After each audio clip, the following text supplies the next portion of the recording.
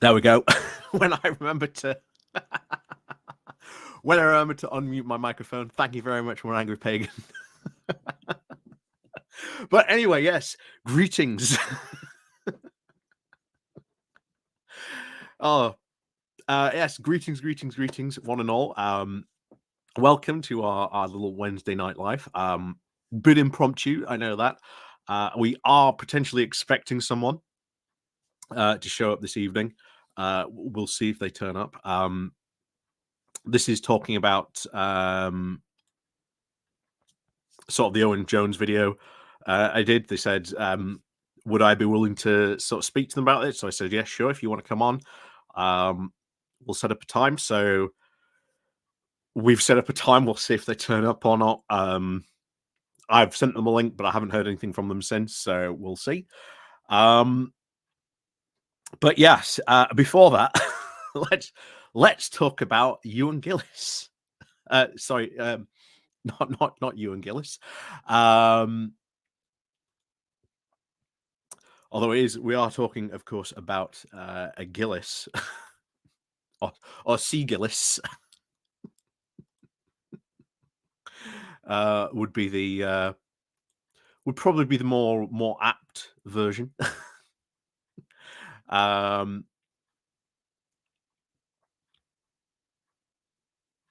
forgotten his first name. I can see his first. Oh, I can see his name now.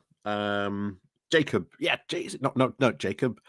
I'm having an absolutely terrible, moment with names at the moment. I can't remember his name now. Oh,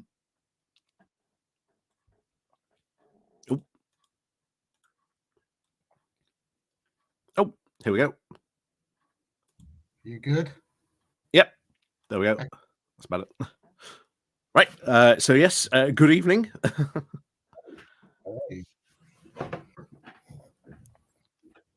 Oh, you might have to turn your microphone up a bit. Is that better? I'll move closer. That's better. Yep. Okie dokie. Yep. So, like I say, tell everyone why you're here. I'm here because I'm interested in the specifically. I asked you about the Owen Jones situation, but I suppose we could probably cover a few more broad things. My position, for the record, I'm a socialist, and my position is that I want to see a socialist transformation of society. I'm not here to excoriate anyone who wants to vote for Labour. Many workers will. And I'm not desperately offended at the idea of a Labour government. It's the fact that I don't think that people should be ignorant of what the Starmer government will be like with respect to it being a capitalist party. And I would want to see people develop a class consciousness and awareness of the position of the opposing, working class and ruling class propositions that exist in the political state we find ourselves in, and that Starmer is on the side of the capitalists. So if you're going to vote for Labour, be aware that you're voting for, at best, reforms, and those reforms can easily be taken away, as we have seen under the last 14 years, and they will have to be consistently fought for, and that really they can only be cemented in society through a socialist transformation. So that's the short answer to your question.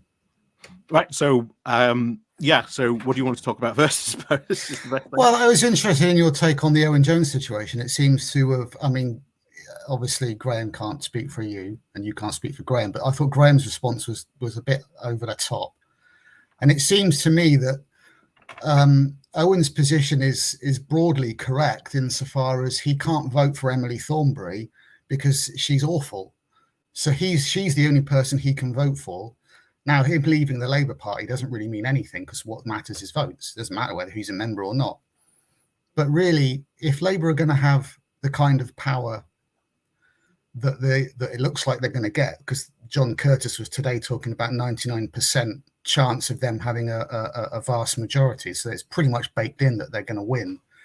The question is, how much power do you want them to have? And Owen is basically saying, we want to have electoral consequences. We want to hold them to account. And I know you spoke with Helena at No Justice, and she mentioned electoral consequences. I'm going to ask you the same question. How do you sort of the way you do that is you campaign, you join the Labour Party. It's exactly the same thing I said to No Justice. Exactly the same thing. You can go on. So that's where the consequences come from. You come for campaigning, you sort of speak to your MPs, you go and you deploy the debates, you go to deploy your arguments, and you put forward policy that will have a positive impact. And I do not see the left doing that. I do not see it. Well, I'm not going to speak for all left, but I do not see a certain section of the left doing that. I see them going, well, we tried, we're going to give up, we're going to move on now. I think the problem, I mean, I would broadly say the same thing she said to you, but I would also add that I put countless times of there are all these really progressive elements in the Labour Party still. Yeah, and you're going to say, well, I'm just going to ignore that because it doesn't really suit my case. I'm just going to go join a different party. No, I was going to say that there's a greater world of political activism than I think you're seeing. So they will have to engage with the Labour Party because they will be the ruling party, and there are those exact same sort of political elements in the Labour Party pushing for that thing, pushing for PR. Well, what I'm trying to say is that there is a greater world of political activism that's been fighting in and out of the Labour Party for years. And this gets to the heart of my criticism. My problem with the Owen Jones criticism is he's been part of that. I mean, he was at the start of the coalition, forming the People's Assembly and doing all sorts of movements. Now we can discuss or agree or disagree how effective they are, but it's a little bit disingenuous to dismiss him just solely on the terms of electoral politics, because I'm dismissing him on the fact that he undermines the argument for getting progressives into Parliament through tactical voting. You are going to end up potentially with situations like Uxbridge, where Labour narrowly lost by 400 votes. Well, you are not going to tell me at the general election that is not the likelihood that could be replicated, and instead of completely wiping the Tories out of a position where they are not only unable to be the main party of opposition, because that's under this likelihood, if you follow tactical voting rules, you will be either voting for Labour or you'll be voting for Lib Dem. If you do that, you will win an opportunity to just completely push them off the board and not even be the main party of opposition. That will lose a lot of power, and that will enable a lot of progressive policies to be pursued by all these political forces that you are talking about. But Owen is arguing about voting for those progressive forces. No, he's not. He's arguing for that's the position he's taken. Who aren't going to win in those seats. Well, he's not suggesting that you vote for people who aren't going to win. That would be foolish. He is also saying his message was, he said it on the news podcast, the News Agents podcast, that it's all right, the Tories are toast, go vote with your conscience. That undermines the message of tactical voting. That is my main point in my video. That is why I do not like what Owen Jones had to say. The problem is that I think you're falling for the trap of electoral politics, and the broader point I'm trying to make is that it goes beyond that. What system do we operate under? Well, hang on. No. That's the important point. What system do we operate? Well, we will operate under first past the post, obviously. But let me finish making my point. The thing is, it's going to take possibly more than one electoral cycle to effect real change. Now, you can make the argument that we should get rid of the Tories, and I want to get rid of the Tories. They're bloody awful. We all agree on that. But then you just have another capitalist party in its place. That is the rub of it. Now you can, there will be some gains under Starmer. I'm not, that's why I prefaced this discussion with what I said, is because it's likely that Starmer will improve some things, but the situation he faces is not like 1997. And he's talking about fiscal rules that are going to bind him into a situation that's going to put him at odds with the working class. Well, he seems to be following Tory policy. He seems to be saying he's going to follow. Rules? Sorry, like what is it specifically when they mention those fiscal rules? What exactly are they? Well, he's talking about limiting himself to how much he's prepared to spend and invest. Spend. And that's more than certainly the Tories will. And that will have improvement. That will have gains. And then later on, you will be able to go, oh, well, guess what? Now we sort of stuck to these rules. Guess what? We can now increase spending. Yeah, but those gains, again, those gains exist in the framework of a system that when the next capitalist crisis comes up, will be taken away. That's the problem. That is what Owen is concerned about. And I'm not here to, carry Owen, blow smoke up his ass. But the fact is that there is a resurgent far right waiting in the wings to take over at least the Tory party. They're pushing in that direction. Politics, as you know, has shifted very far to the right over the last, the Overton window over the last period has moved to the right. So the Tories are going to come at Labour from the right. Their opponents, whatever form the Tories will be in. It took a capitalist crisis last time for the Tories to come back. They were toast in the early 2000s. You remember Theresa May was there saying, "Are we the nasty party?" They had Duncan Smith as leader. I mean, how hopeless do you have to be to put him in charge? And then the banking crash happened, and they were able to place themselves as the party in charge, the safe pair of hands for the ruling people. Destroyed that. They've completely destroyed that as an idea, as an option. If you look at the polls, if you speak to sort of people, conservative people, in the party, they're even turned off by that. Yes, but that's taken 14 years. Is gone. It is gone. I agree, but that's because of the extreme behaviour over the last few years, up to Boris Johnson. You're advocating. So just to let me sort of get your position at the moment. Your position at the moment is there is going to be at some point in the future some sort of capitalist crisis, being it a banking crisis or whatever, and somehow that will enable the Tories to come back under a more far right movement. It looks that way, but I mean we're still in crisis now. We haven't really recovered from the banking crisis, so the Tories are well. So why aren't you winning then if we're still in that crisis? If that is your argument that they come back under, there are other factors. The Tories exist, as you've just said. Why aren't they winning?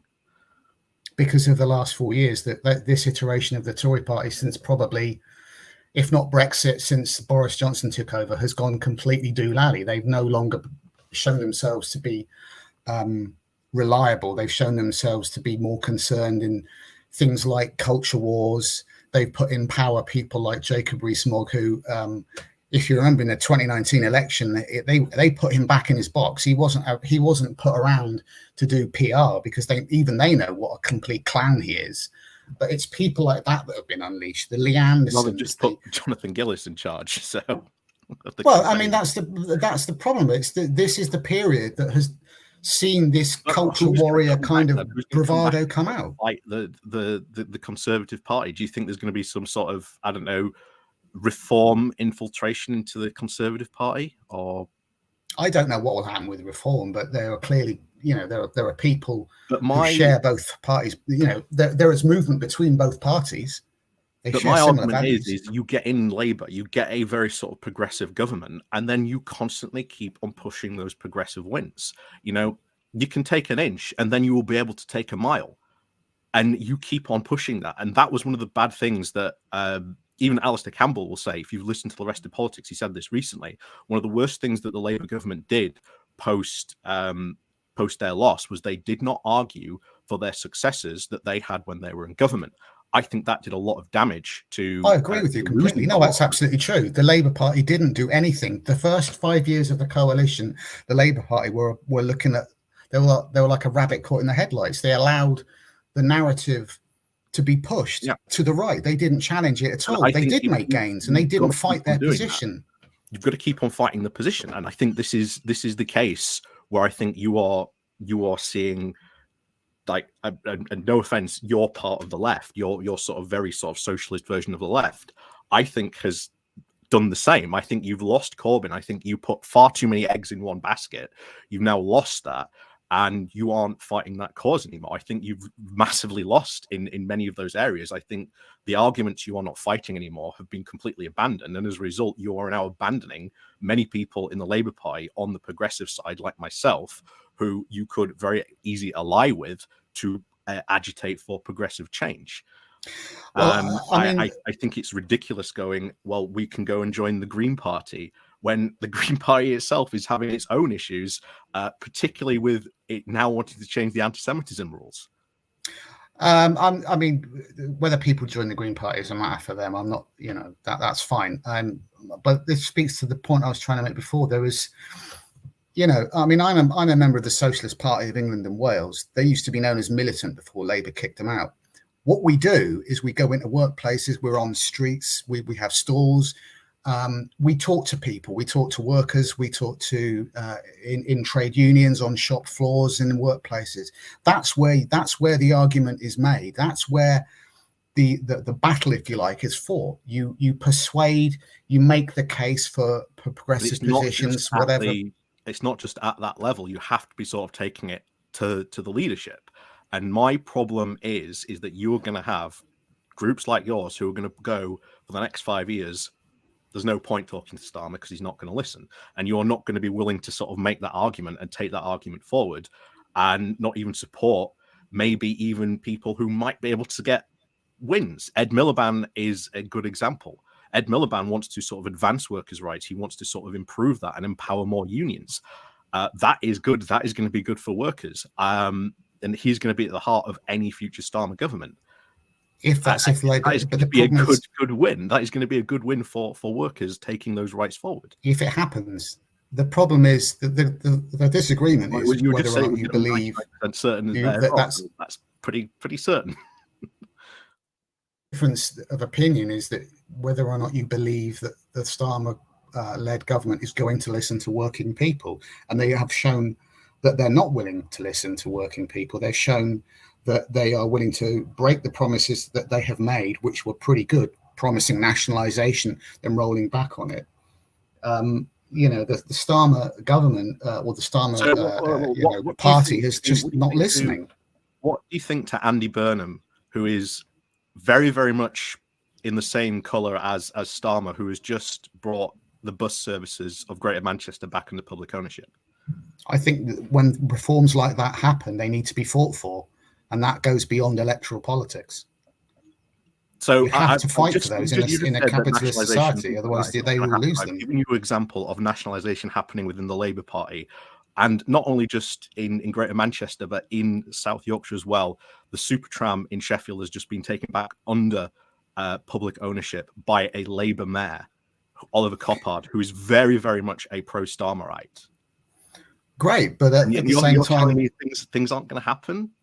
Well, they're happening now, but will they remain happening? That's the problem. Will those reforms remain? So I'm giving you examples of stuff that's happened. You're telling me, oh well, it might not happen in the future. You never know. No, that's not. No. Let me correct you. Let me correct you. What I'm saying. Well, you never know. It might not happen. No, that's not what I'm saying. What I'm saying is that those are reforms under the current system that they can easily be taken away. Reform. South Yorkshire now owns Supertram. That is a public service now brought back under public ownership. And they might well be sold off again. What's to stop that from happening? By who? By whoever's in charge, whether it's a Labour government, a Labour council. That might change. I don't know much about that region. Labour government can't. Neither can a Labour government force Andy Burnham to sort of privatise the Manchester bus services. Well, a government could change the situation. A government could change that. There's no guarantees. The point I'm trying to make is that economic situations. Hang on, economic situations may compel that to happen. Against an area for unprivatizing something if it is proving to be a public good and becomes popular. Well, it won't. If it stays that way, that's the point. If it stays that way, then great. There's no guarantee that it will. There were gains made. We've agreed that there were. The local campaigns for all the mayoral electionships, they are all advocating for the same thing of bringing bus services back under public ownership. Great, but that's not going to guarantee that they'll stay under public ownership. And in Bristol, the Labour mayor has inflicted massive austerity on the city. He's refused to engage in any kind of. He could have used local council reserves, rather. He could have engaged in prudential borrowing. He could have linked up with other councils to present a front to the government, but he didn't. And there are other Labour councils. Do you remember this was in the early days of the coalition. There was a group of single mothers in Newham who had to deal with their Labour mayor, and they formed like a grassroots anti-cuts, anti-sort of evictions kind of thing, and they fought him. They did bloody well. So Labour does bad things as well in office. Yeah, It's that's not just politics. Well, yeah, but oh that's no, that's Labour that's does bad things. Oh yeah, but that's no. true. But that's the point, isn't it? These But things are then you happening fight because of back against prevailing that. economic What they conditions. did was good. That's the type of thing that should happen. Yes, If but Labour what I'm does trying to something bad, say then is you that should material campaign to conditions. sort of either reverse it or improve the current situation. Yeah, but this is all dependent on material conditions. It's not because that guy in Newham, Robin Wales, or Marvin Rees in Bristol are evil people. It's because of material conditions. It's because this is the situation. They will argue we had to pass on austerity. We have no choice through They may have crocodile had to. tears. I've seen local councils in and around sort of my region who have had to go into austerity or at least take on austerity measures because they have had their funding cut severely. And they've had no choice but to do that. But they had, as I said, there were choices. He had options presented to him, and he didn't want to know. But they are under legal obligation to do that. You know that, right? He could, yeah, but he's not under legal obligation not to use other alternatives that are also legal. That is to say, he could have engaged in council reserves. He could have engaged in prudential borrowing to sort of change that. Sorry? I'm just interested, like, what were the campaigns in and around the area to sort of get him to do that, to sort of change his mind on that? Well, I mean, comrades in attended local council meetings and put the ideas to him, to just the same way that you're suggesting people do with Starmer. You present the ideas, you make your case. That's all you can do. Is you've got to go into workplaces, you've got to go into your local council meetings, all the things that you're saying that Labour members should do. So the again, question is whether Starmer was going to listen. I can't say how successful they were, but I've seen other areas where that has been successful. The campaign for Supertram is a grassroots campaign, and that was taken on by Oliver Coppard, who is a very, very sort of true Starmerite. Sure, and I'm not denying that those things can happen. Not every campaign is going to be successful. But the question is, how much is Starmer going to be able to give you, and how much of those gains, given prevailing material conditions, can be maintained? You've got to fight for them, and it goes beyond the electoral cycle. And the problem is if the argument, I disagree that those material conditions are somehow going to be reversed, because you campaign to keep those in place. That is what you should do as a political activist, to make sure that those conditions are maintained and that they are improved and fought for and pushed forward for. And I do not see a lot of people on the left engaged in that activity. I instead see them going, well, I'll go somewhere else then. Well, that's the point I'm making. Again, conditions get worse when they leave. I think they abandon other allies who remain in that party, where they could sort of partner up with and campaign with them. Well, I think that again misses the broader activism and political activity that goes on. I think that you're looking at everything through the lens of the electoral cycle and the two-party system. And I'm telling you that there's a broader world of activism, action, political agitation that goes on. And it's I think you're a little dismissive of that, and I don't think that's positive. I'm saying I am for that, but I say you've got to work at some point. You've got to work with Labour, and I'm seeing people already, before the Labour government is even in power, that it is pointless to work with Labour, trying to sort of almost pre-bake in their excuses for not achieving anything. But people have tried working with Labour. Take Jamie Driscoll, for instance. He was the mayor. He was successful. He was, seems by all accounts to be pretty popular, pretty good at what he was doing. And Labour chucked him out. And he's the incumbent. So, I mean, people have tried. No, I'm going to fight back on that, because he didn't get selected. Why didn't he get selected? He didn't get selected. Why? He's the incumbent, and he's successful. That Labour put forward, who they thought they would be better, and he knows successful. That's not really addressing the issue. He didn't get selected for what reason? He's the incumbent. He's a proven successful. He was track record of doing the job. He was going for the regional mayoralship. He wasn't going for the Liverpool mayor again. He was going for the regional mayoralship. Yeah, but he's okay. It's not the same job, but he's clearly shown that he's someone who's capable. Yeah, not to even get selected. That doesn't sit right, does it? You can't seriously think no. This is it. Every single person who has complained about this, not just him, they just didn't end up getting selected. There are going to be times and cases where people, even jobs, you can yourself go forward for your jobs thinking, I am going to get this 100%, and the job might not select you because they think another candidate might be better than you. Yeah, but he should have been selected, and then you can make the case. Get selected. Why? Why would you not select him? The panel thought that there were better candidates than him. Well, that doesn't. Yeah, sure, okay. Well, we weren't on the panel, you and I, so we won't know what bizarre decisions they made. But it doesn't make sense. People don't get selected all the time. Well, obviously, but that doesn't really explain anything. He, as I've said, is a very good candidate to choose to select. At least if they thought it doesn't make sense. There were better candidates. Were there? To do about that? Well, we don't know, do we? I mean.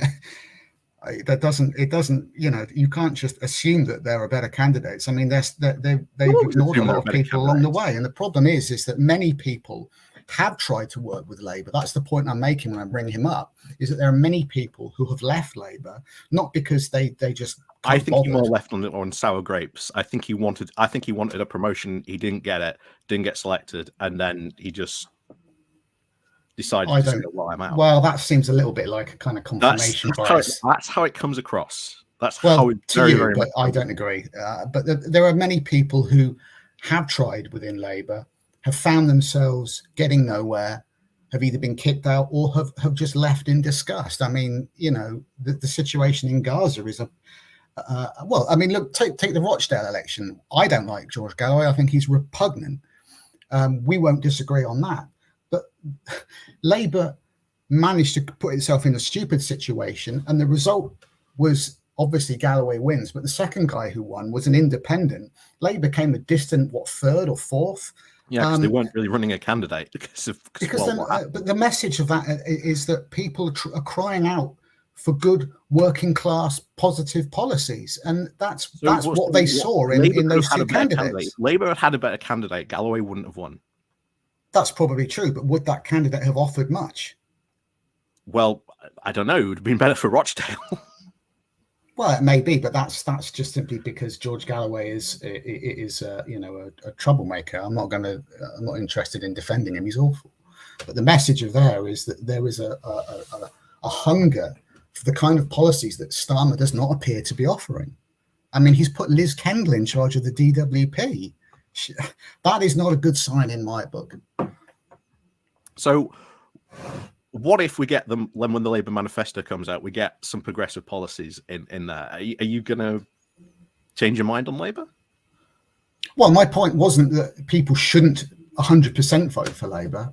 And in fact, Owen's point is that people shouldn't 100% vote for Labour. If you have solid, I will push back on that. He was his whole argument was, oh, the Tories are toast. Vote with your conscience, and this is going to lead to situations like Uxbridge, where you're going to get situations where the Tory candidate should have lost, but they lose. Well, they managed to win by like 400 votes.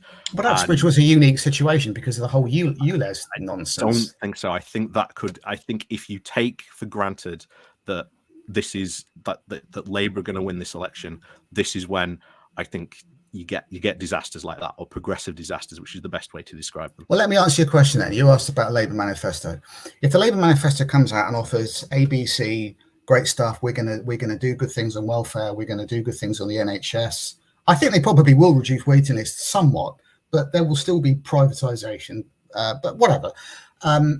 All this, a whole bunch of really good policies. Great, okay.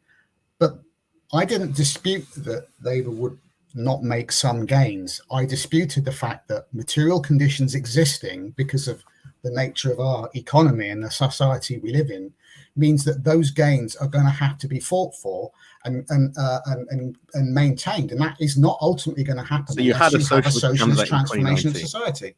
You had a socialist candidate in 2019, you had a socialist candidate in 2017, and he lost.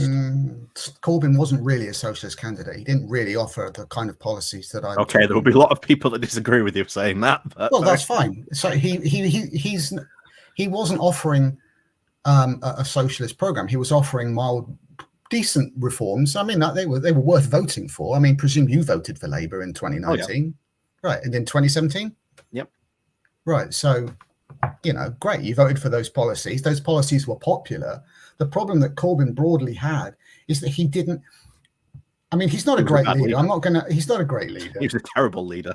But he didn't fight to keep his position, and he didn't fight he should have done what Starmer's done and basically kick out the troublemakers. He allowed them to run riot, and that's what did for him. There's no way you're going to win when you've got your own MPs saying vote Tory.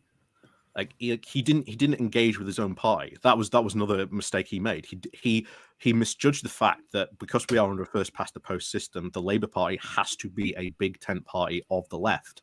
And as I've said multiple times, when you look at voting intentions, you've got the vast majority, 25% of people, if you ask, they will say they were somewhere on the left. 25% people say they were somewhere on the right, and right in the middle there is the big voting block of people who consider themselves centrist, and they are the biggest voting bloc out there.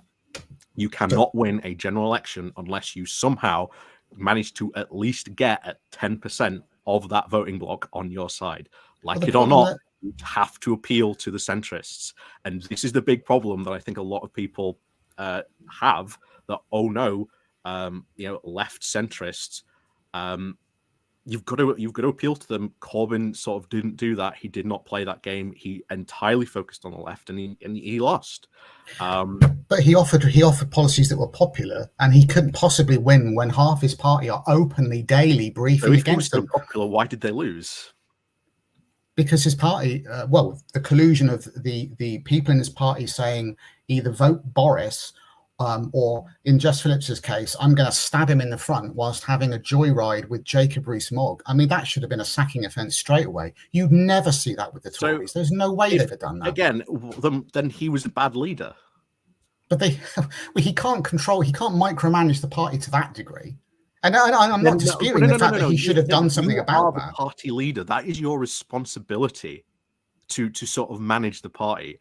And if Corbyn did that, as you said, then that just proves my point that, he was a really bad leader. I think that's an unfair representation. I'm not disputing that he was a bad leader. I'm saying that he should, and for the reasons why is because he didn't deal with those people. But it's not entirely fair to say that, they chose to act against him. Ian Austin didn't have to come out and say, I would rather vote Boris. He didn't have to do that. Dealt with them.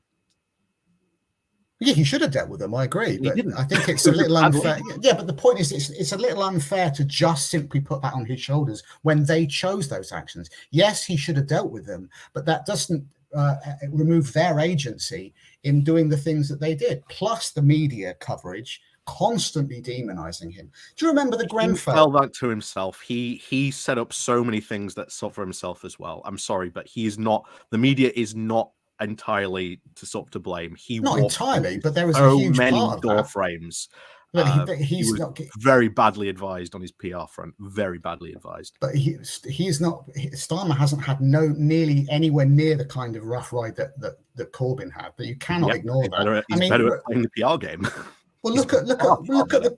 Do you remember Grenfell when him and Theresa May both visited, and this was coverage in the Daily Mail. There was photos of Jeremy Corbyn walking around, hugging the people. They were comfortable with him. They were easy. He was welcomed into that community. And then on literally the next page, there's Theresa May surrounded by police, scowling at the camera with clutching an expensive handbag. That tells you a lot. That's the kind of reason why people supported him. And his policies were popular. And unfortunately, he didn't deal with things very well. But that doesn't excuse the behavior of the party. So popular, why didn't he win? I've just told you the reasons we've just said. Yeah, and to me, that's excuses. You cannot say that, Corbyn was just so popular and then, actually lost because of this. Well, he's not. I mean, they're so popular. He's doing the heavy lifting there. I mean, he increased the party membership, which has gone down since Starmer took over. That speaks a lot. you know, the results in 2017 were pretty damn good, all things considered. And I think it's a little unfair to simply say he lost. It's not all his fault. He got elected. He won his vote. It's just that the rest of the party didn't like him, made that very clear. As soon as things started to turn badly, Jess Phillips was like, "Oh, I'm not having any of this. It's all Jeremy's fault." That's his own fault because he didn't engage with the rest of the party. Did they engage with him? Well, they couldn't. There's numerous examples that Labour MPs have given where they tried to engage, and they were told by again the people around Corbyn, we're not interested. Such as? So my own MP, Dan Jarvis, tried to sort of engage Corbyn on local issues, especially in sort of prison reform. He was told by sort of the I can't remember what his name was, in no uncertain terms, we're not interested. Right. Well, okay. And there's plenty of people that do engage with him. I mean, that's one anecdote. I mean, I'm sure there are cases where that's happened, but again, you've got unfortunately he faced extraordinary Day one came out and said the Labour Party is now a socialist party. The Labour Party is not a socialist party. Like it or not, that is the case, because it cannot be a socialist party under our current system. Well, to go back to your point about the centre ground and having to appeal to the centre, this also goes back to the point about creating a narrative. It's no good having a reactionary party that's just going to react to that. Hang on. Well, let me finish. It's no good having a reactionary party that's just going to constantly follow where the Overton window's going. It needs to lead it. It needs to shift it itself. And Labour, as you said, as you said yourself, they didn't sing up their successes. You need to pull people back, and you know, Starmer is doing that. Is he? Yeah. It doesn't seem that's succeeding. That's why he's appealing to sort of more sort of left centrists. Well, he's appealing to a lot of people who seem to be very pro capitalist interests at the expense of working class people, and I don't think that's healthy in the long run. That's the problem. He's gonna face a lot of difficult circumstances. We both know that the economy is going to be difficult for him. What's he going to do when strikes break out? You know, we just had a wave of strike action. Mick Lynch famously saying the working class are back. People have got a taste for that again. People are now, you know, seeing that working class direct action can be effective. How's he going to deal with that? Well, he'll have to speak to them. Well, probably not. Well, depending on what the strike exactly is. You know, Ed Miliband. Ed Miliband said he wants to sort of, you know, increase union power. He's going to be great for Ed, Starmer government. But what does Peter Mandelson have to say, though? What does Peter Mandelson have to say? Who's Keir going to listen to, Peter or Ed? Well, I think he's going to listen to Ed because he's going to be, you know, actually in the government. Peter Mandelson is pretty much there as well. I know Ed Miliband's in the government, but Peter Mandelson is casting, as he seems to constantly do, given that he was kicked out 3 times and still manages to haunt the Labour Party. He's still casting an influence. You know, he'll be the one that will be catching Sir Keir's ear and saying, you know, let's have less of this. Let's have more pro business stuff and less strikes. I mean, he hasn't stood with the strikers so far. He had Sam Tarry removed from the front bench, if I recall. Yeah, because Sam Tarry went out and sort of dictated Labour policy, which is, you know, a dismissing offence. He stood with striking workers, and Starmer wasn't happy about that. He dictated Labour policy, what Labour policy should be, which wasn't Labour policy at the time. What did he say?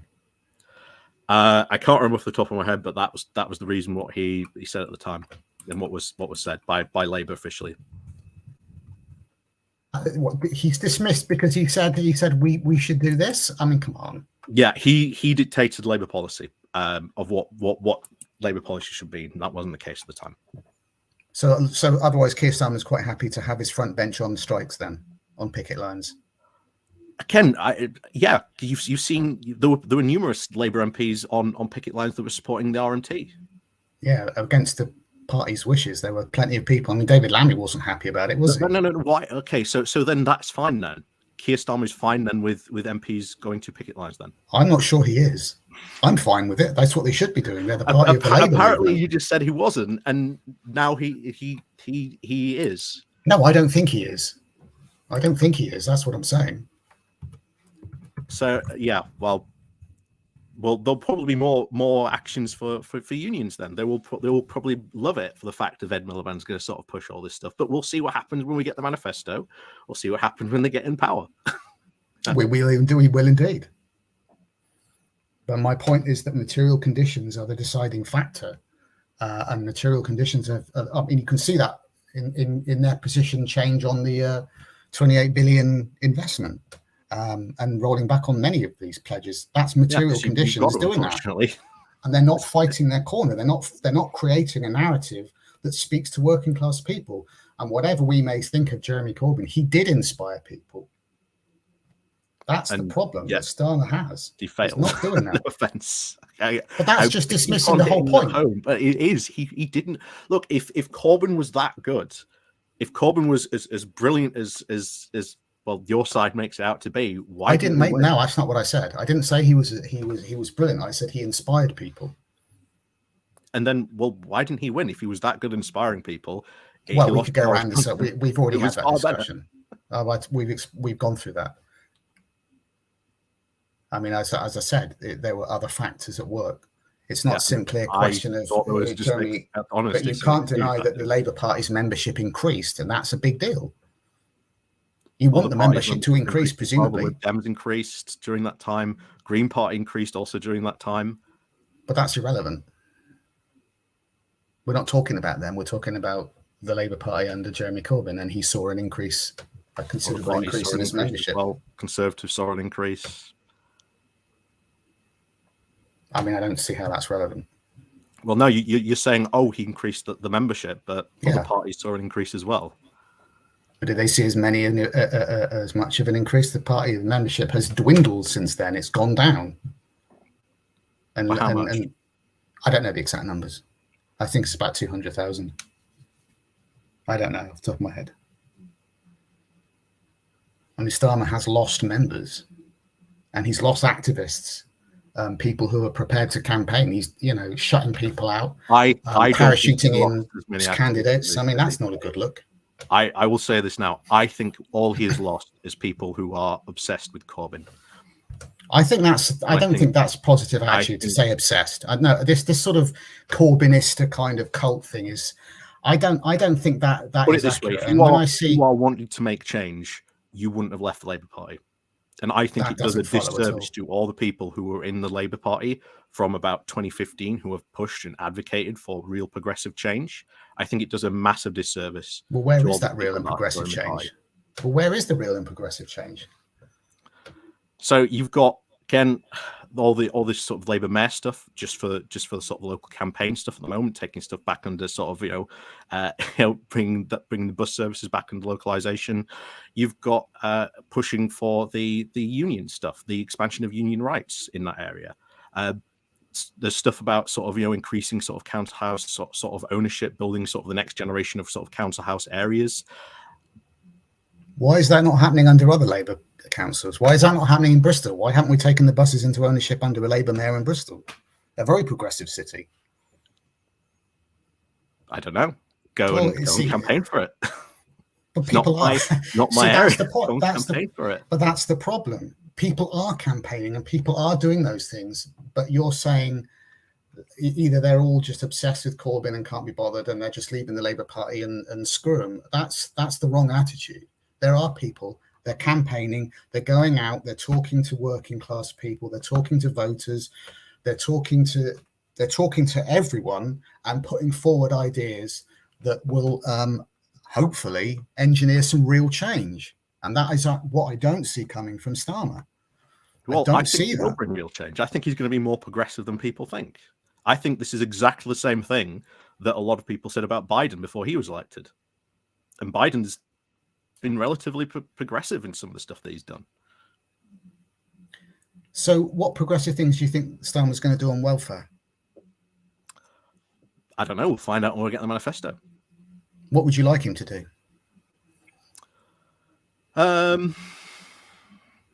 Sort of, I'd just like to see the cap removed. I think that sort of seems to be sort of the biggest sort of area and problem. I think that's a bit sort of unnecessary. Making sure that sort of people do get sort of the necessary money that they need.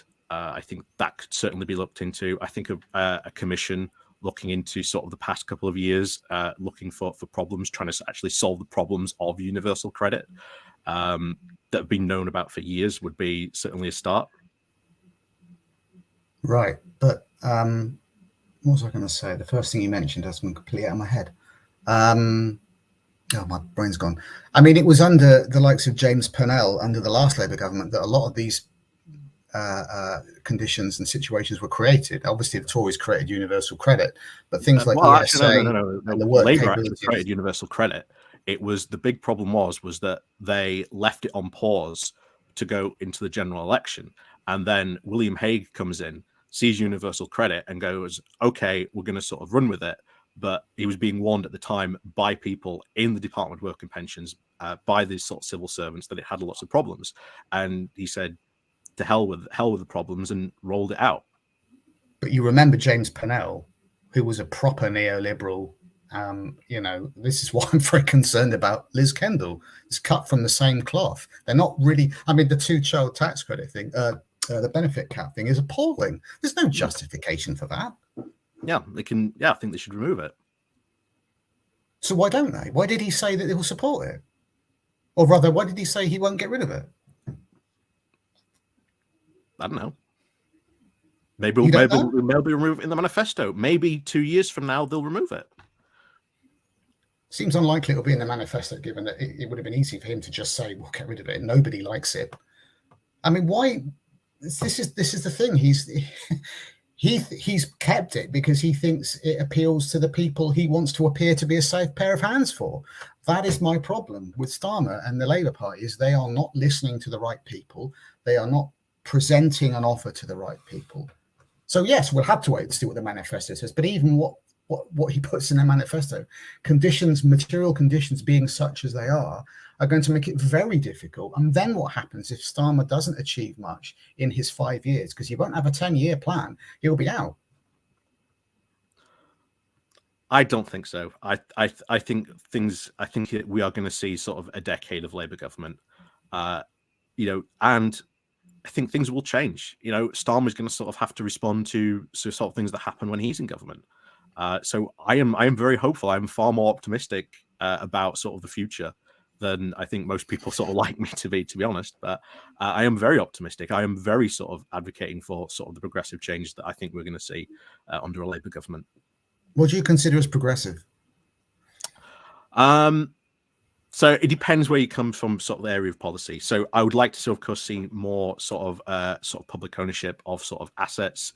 I'd like to see sort of more change in and around sort of how sort of investment sort of comes. I'd like to see sort of a more pro-business stance to help small businesses as well. I'd like to see sort of a change where it comes to sort of apprenticeships as well. I think that's a big thing that needs to change.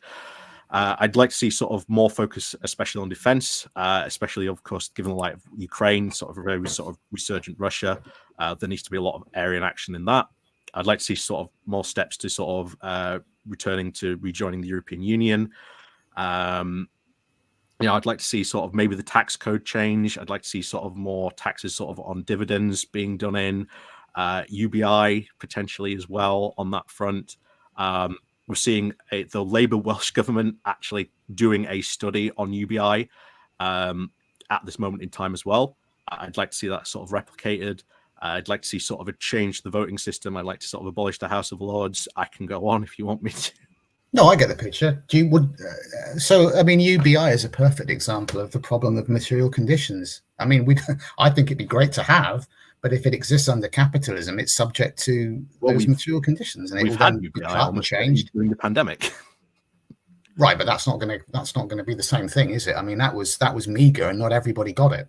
There were many people who didn't get the support they needed. But it was a fantastic example of that UBI could work. It could work, but again, material conditions will determine A, how much is paid, and B, how long it lasts.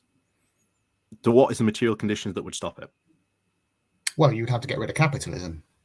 That's why I'm a socialist. I don't like capitalism. That's pretty obvious. I'm against that. I am very, very much for that. You are probably going to have to keep capitalism around in some way, shape, or form. I think we should really be aiming for sort of a balance, very much sort of like a sort of a 50-50 system in that way. Why would you want to keep capitalism? Why wouldn't you? Because it exploits people. Not if there are rules and regulations in place to stop that exploitation. Well, those rules and regulations don't guarantee that it will be stopped. And who puts those rules and regulations into play except capitalists? It serves their interests. And that the government's not necessarily always going to be capitalist, especially if you change sort of the voting system, where you can then have a socialist party that can advocate for those things. Well, then it would. Then you'd have socialism. We just might as well. Not necessarily. A socialist government wouldn't necessarily win under first past the post system. No, it probably wouldn't. And that's why I'm concerned with the electoral cycle determining how we view who we should vote for and what political actions we should take. But I would actually also disagree with you've said things are rolling back. I think we've had a perfect example of something that has survived through number of electoral cycles. Actually, of course, that would be the NHS. True, but that's because it's extremely popular and because no one has come up with a solution. I mean, I have thought about this myself. The Tories. So if you, this is what hang on. Let me finish. Let me finish. Why are people going to get rid of it if it's popular? Well, if you let me finish. So yes, the NHS seems to barely be surviving, just about on its on its bloody knees. But the thing is that the Tories don't have the wherewithal to provide an alternative. They clearly don't want it. We know that the Tories historically have opposed the NHS, but it's you can't just get rid of it, because then the society collapses. They know that. They're not that stupid, but they haven't got a system in place. You'd have to have something in place to come in order to replace it, even if it is some horrific American style private insurance model. They don't have that. That's why they haven't fully replaced it. And they know that it's very popular, not just in Britain, but abroad. It's become a brand at this point. I think I read, I don't know if this is true, but the Secretary of State now no longer, thanks to the Lansley reforms, has a duty of care to provide healthcare for everyone in Britain. The Tories took that away. And they took it away because of under the guise of austerity, because they went around telling everybody that Labour spent all the money. We all know that note's a load of bollocks. But this is the problem. They became powerful again because of the conditions of the crisis of 2008. I would also argue that they became more powerful because there was an absence of people on the left arguing for proper sort of progressive reform and replacement. I think there is a lot of blame to be had on the left for lack of arguing for these positions. The left is not blameless in a lot of. I know that's fair. The left does have a lot of problems, but that doesn't mean that there aren't people who are committed to acting and fighting. And yeah, there should have been more. I mean, I think it's a shame that the anti-cuts movements didn't do more. I think it's a shame that Owen Jones's People's Assembly, part Owen Jones project didn't really achieve much. But again, it's because people are just beholden to the electoral cycle, because people thought, well, we'll just vote Labour, we'll just vote for an opposition party. The election's coming up in 2015, so we won't do too much. We'll just put our hopes in that, and that is the problem. Well, do you know you need to fight? By fighting, by getting out there and telling people. By joining the Labour Party, joining the movements within the Labour Party, and trying to affect change within the Labour Party. Then you're tied to the electoral cycle. But you have to fight for these things. And I keep on hearing this, that the left is not prepared to engage in that long-form change preparedness. Well, that's broad. You can't generalize to that degree. Some on the left, sure. Some on the left, no. But you can't generalize to that degree. But again, you're doing the thing with the Corbyn movement. We've seen all the people who left the Labour Party because of Corbyn's gone now. Guess we can't win now. So that's a mischaracterization. You're talking about a lot of people who are committed activists. I'm sure some did that. There's a lot. You can't generalize to that degree. I can't accept that. You can't say that everyone just decided to give up because Starmer took over. And don't forget that Starmer, presenting himself as a unity candidate, spoke quite honourably that he wouldn't throw Jeremy under a bus, and then went and did exactly that. And then, I of mean, course, he went and questioned the findings of the anti-Semitism review, but not quite. he No, he questioned didn't. it. He was He thrown threw out because himself under the bus. no, he was incorrectly perceived to have Incorrectly perceived. That's let me finish. No, let me finish. I'm trying to remember specifically what it was. He was perceived to have what's the bloody word? The bloody word's gone. Underestimated, or what's the bloody phrase? Underestimated anti-Semitism, when he didn't. He said one case is one case too many, but it is true that it was exaggerated. Now, you have to be careful in saying that, but it is true that the cases were weaponized and that the amount was exaggerated. That doesn't downplay, that's the word. That's not to downplay it. You should never downplay it, but you should proportionately and correctly identify the amount that's there. And he was thrown out because that interview where he said one case is one case too many, but there were the situation was more exaggerated. That is what he was kicked out for. Yeah, to be honest, that's unacceptable, I'd say. Why? I'd say you're questioning a report that has been commissioned to find out what was going on, and when they found out what was going on in the Labour Party, he sort of went, well. But he didn't, though. That's the point. He didn't question it. He said that what was in the report didn't find that it was on the scale that it had been perceived to be. The report found that there had been weaponization of both sides, not just Corbyn's side, that it had been sort of weaponized in a couple of cases, and they found that Corbyn was sort of challenging that ascension. And that's why he was gone. He threw himself under the bus. He was his own worst enemy. He tried to deal with it. And when he got Jenny Formby in after Ian Nichols left the executive, and he was blocking a lot of the cases, he was able to deal with stuff. And he was then accused of interfering with cases, such as dealing with Chris Williamson. So he was damned either way. He tries to deal with the situation. He gets thrown under a bus. He can't deal with the situation because the executive wouldn't let him. He gets thrown under a bus. Downfall. Oh, it's not his downfall. It's the way he was. But this is you're ignoring the situation and just looking at it. He was advised not to get personally involved in those cases. Do you know that? He was trying to deal with. I don't know what that meant. What do you mean he was trying to advise? So when he personally sort of took an interest in this and started trying to sort this out himself, he was advised at the time by people in the Labour Party, do not take this on, and he did. So he can't win either way, then. Well, then he should have taken the advice and not taken it on. But they weren't dealing with it. That's why him and Jenny Formby tried to deal with it. He should have appointed someone else. That was the advice that was given him. Do not get involved and appoint someone else to do this for you. I don't see how that generally that leads to him being claims of anti-Semitism on his part. That's crazy. No, I mean, okay, that's a technicality, but that doesn't change anything. It was more questioning the report. He sort of threw himself under the bus. I said, I'm sorry. He was just bad in general, I'm afraid. He was just throwing himself under the bus constantly, left, right, and centre on so many of these issues. I don't know what else to say about that. What were we talking about before that anyway? There's progressive policies or something. They were talking about capitalism. So you think we should have some capitalism? Yeah. Why? I think that's what I asked you. And you said, what did you say? So I said in terms of, I think it would be best really sort of having a sort of a 50-50 split.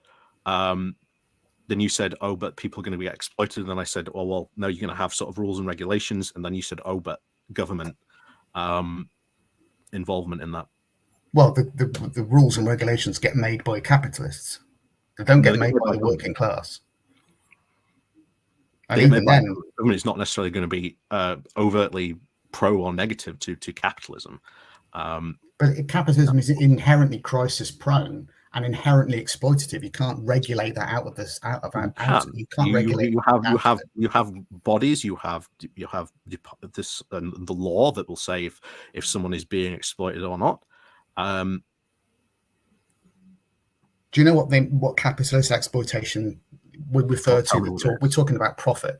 Profit is exploitation under a strict Okay. Marxist definition. So a company cannot make a profit then?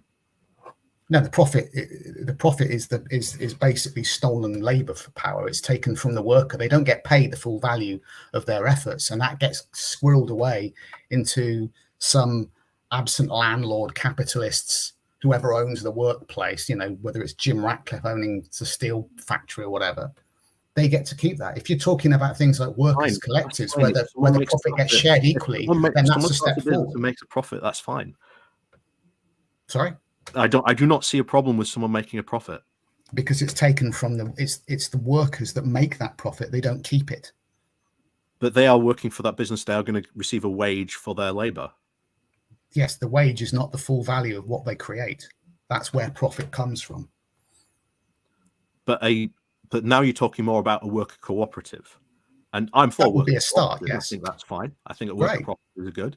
But I'm for people sort of owning and having their own business. I do not see the problem of people sort of having a profit. That's not just because it's taken from the value of the workers who create it. That's what profit is.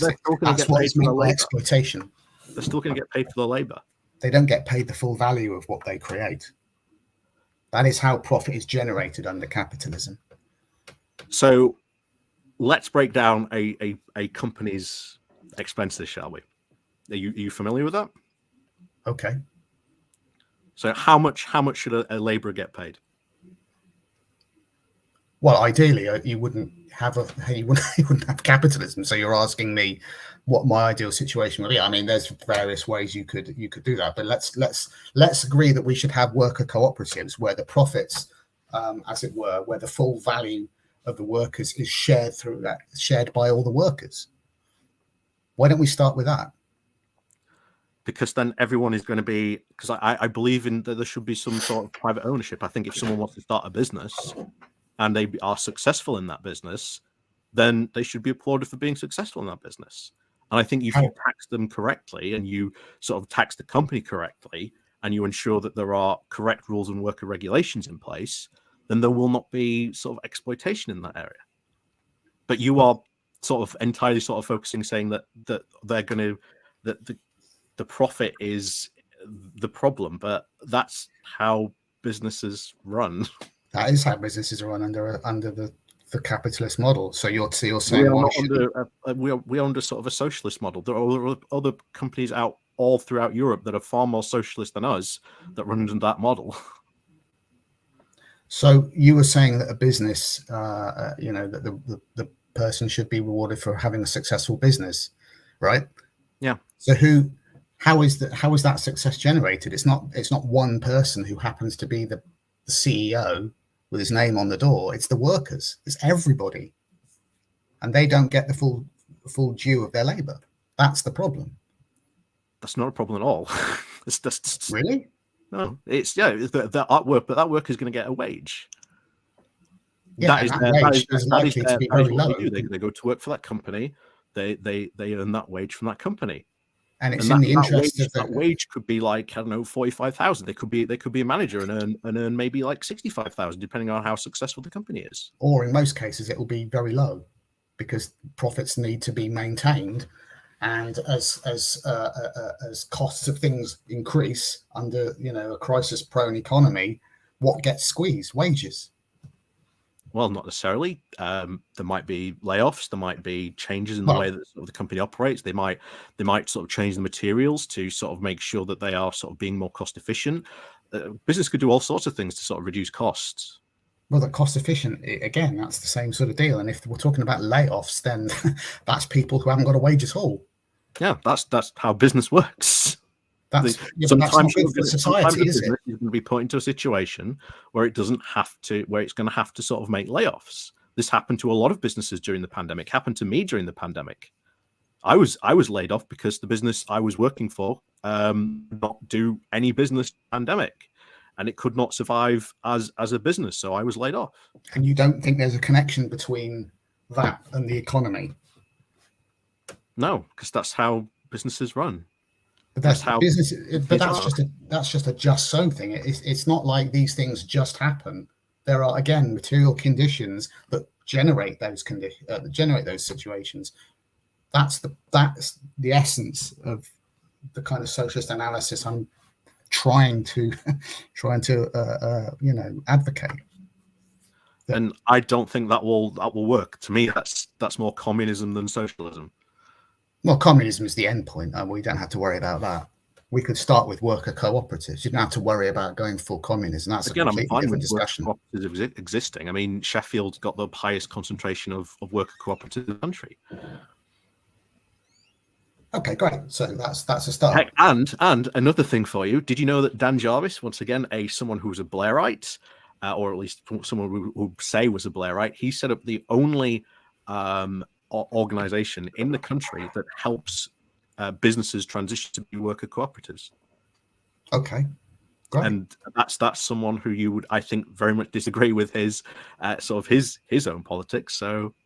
Well, I don't know much about Dan Jarvis. Well, look, I mean, if I don't know enough about Dan Jarvis. I haven't spent any time looking into his stuff. If he's done one thing that's great, fantastic. I don't know whether I don't know what the balance sheet looks like for Dan Jarvis or even Andy Burnham.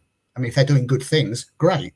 Again, I'm not suggesting that these things be rejected in favour of going hooray for Jeremy Corbyn, let's get him back. I'm saying we should make sure that we understand what is happening, make sure we understand the material conditions, the forces that are at work in the economy, the two classes that exist, which is why I am a socialist, the existence recognizing that there is a working class and that there is a ruling class who controls broadly speaking, the means of production, that those two classes have antithetical and opposing interests. That class struggle will play out one way or another. It will either be a kind of success for the ruling class, as you saw in the late 80s with the fall of the Berlin Wall and the death of the Soviet Union, or it will be the opposite. These things happen, and as we see a society growing ever more crisis prone because our economy seems to be now permanently in the crap, and the situations are now pretty much baked in all round bad, that is more likely to happen. So what do you do in respect of that? Do you prepare for it, or do you just hope that you can regulate a competent government that's going to be able to do that and handle that, and of course react to crises that happen, because crises are going to happen. You can't stop crises from happening. You never know when the next one's going to happen. Ukraine was a good example of a crisis happening that we had sort of no control over. That happened. I mean, what? Let's say it's not a financial crisis. Let's say it's something like the Ukraine crisis that happened. That had a big impact on grain crisis, or that had a big impact on sort of trade with Russia, because obviously we imposed sanctions on that regard. What do you think to sort of us doing that? Sorry, doing what? Putting sanctions on Russia. Oh, sorry. And then affecting our economy. They don't seem to really work. I'm not opposed to the principle of holding the Russian oligarchs to account, but it doesn't seem to work. It doesn't seem to affect anything other than it won't affect the likes of Putin, because he's far too rich and powerful, and his oligarch backers, they'll just take their money somewhere else. It is affecting Russia's economy. Well, then who suffers? The working class in Russia. Yep. So that's the problem with sanctions. But so what should we do in response to like Russia's invasion of Ukraine? Well, you're not going to like this. Article 5?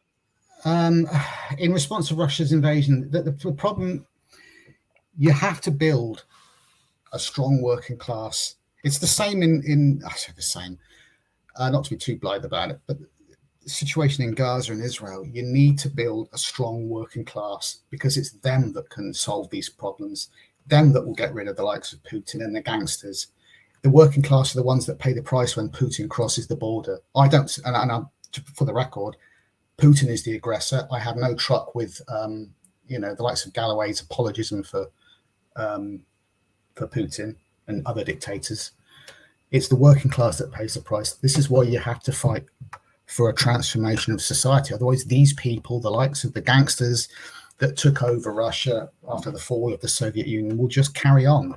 If not Ukraine, it will be somewhere else, or another country invading another country. The only thing that's going to change that is for people to organize democratically under socialist principles. So I would argue you're not always going to succeed in that area. that you aren't ever going to have really a 100% socialist sort of system. I think you always will have sort of capitalism in some way, shape, or form. That's why I think sort of the ideal society would be sort of very much a balance between sort of the 50-50 sort of system. Someone you might like to listen to later is a guy called what's his name now? He runs Webmart, but he has a whole sort of system philosophy of Marxist socialism. Not Marxist socialism, Marxist capitalism. Sorry, market capitalism. No, Marxist capitalism. Oh, sorry. Who's that? A guy called Simon Bilclough. Okay, I don't know why. He runs. All right, well, I'll check him out. He's very good. Okay. But he's very, very good at what he does. But he's sort of very sort of much advocates for sort of having something like that along those lines. But no, I'd sort of say to you that those systems do already sort of exist. I mean, we have the UN. Yes. That voted for sort of a ceasefire recently. We even voted for a ceasefire in sort of the UK as well. You have organizations like NATO that are sort of active. I would say you don't need those because they already exist in a way. We've already got those strong international situations. I think it's just trying to sort of change the sort of the power in those systems to sort of they can act, I think, a bit more freely in that regard.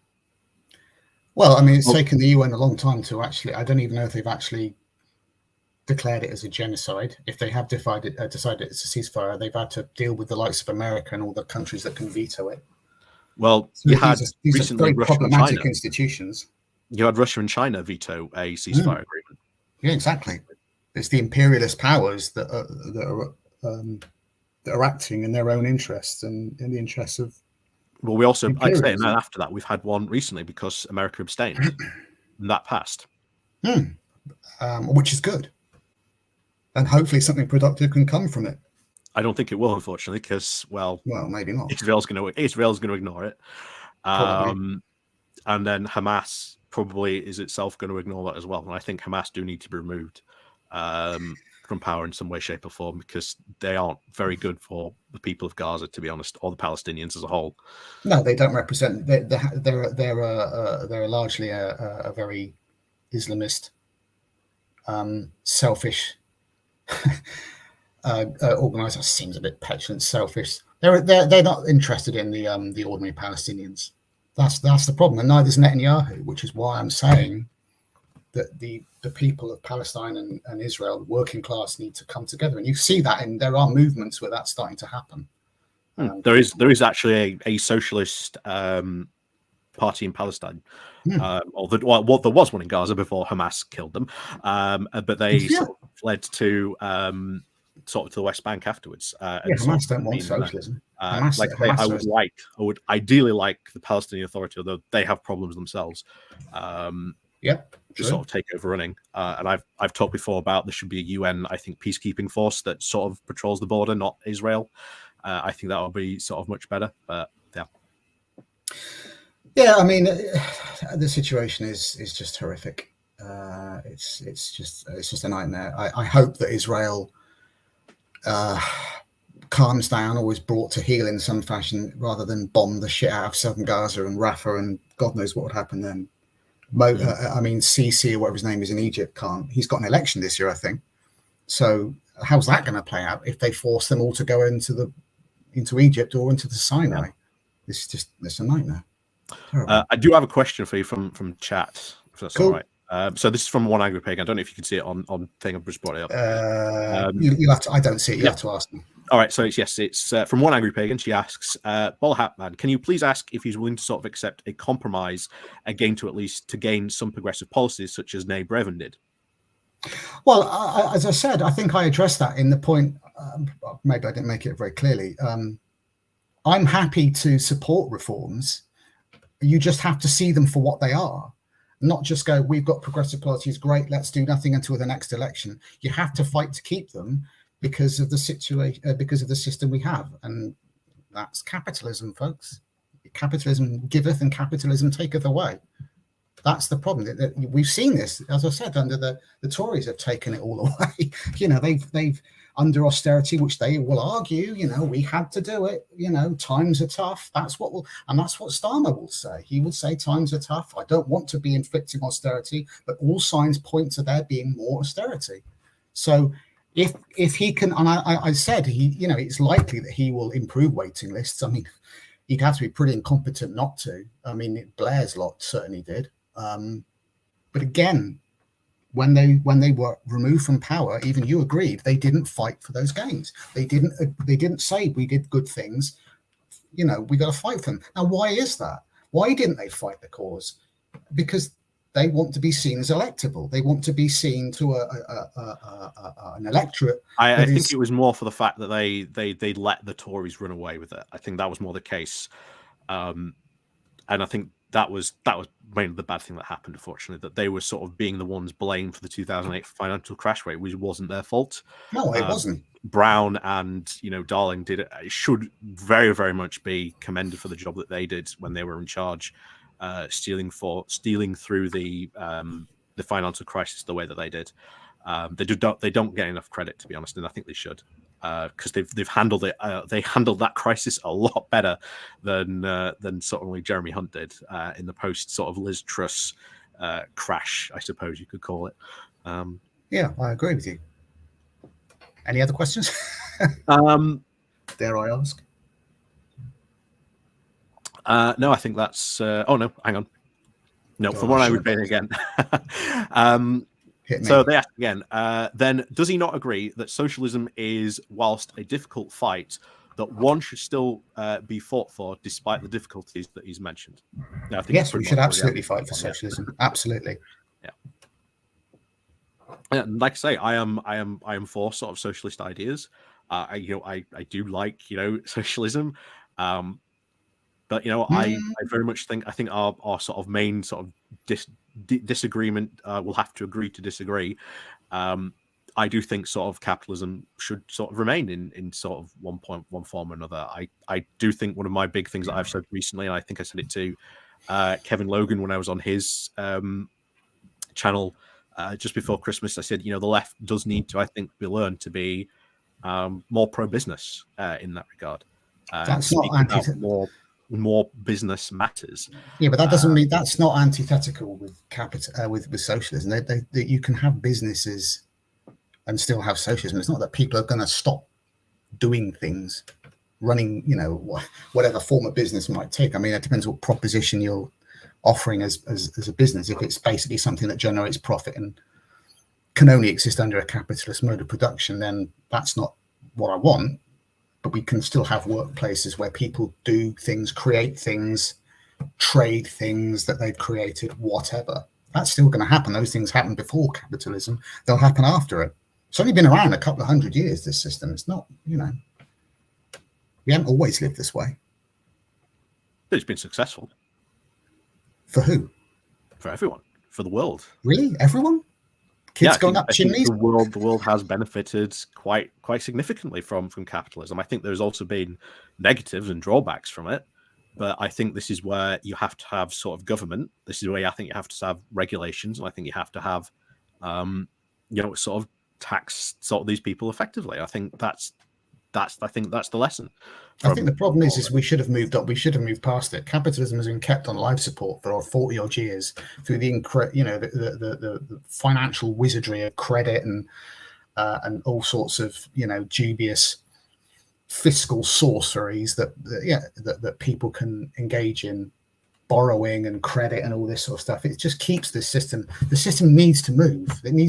Society needs to evolve. We need to get past class struggle. That's the essence of why people believe in socialism, because we want to get past these constant struggles of workers fighting bosses. Yep. So anything else or no? I'm good. No. Right. So yeah, like I say, thanks for coming on. Thank you for having me. But like I say, if you have anything else I say in the future and you want to come over again, like I say, I do have pretty much an open door policy.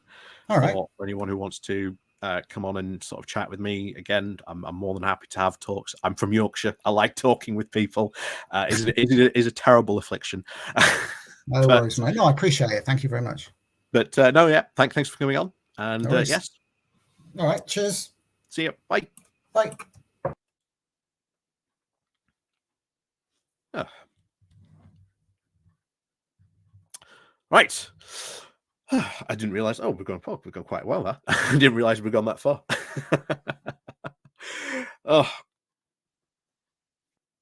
Anyway, do people enjoy that? Did people enjoy that? I enjoyed that conversation. I like having conversations like that. It's good. It's good to have. Like I say, people seem to think that I don't want to have conversations, which I find bizarre. When I always the time say I want to have conversations with people. I don't mind having sort of conversations. I don't mind being challenged. It's good to be challenged on stuff. But no, as always, thank you everyone for joining me this evening. It's been quite fun. So, as always, thank you very much for joining me this evening. Like I say, do remember to click on the like, share, and subscribe button on your way out. And of course, as always, we'll see you all next time.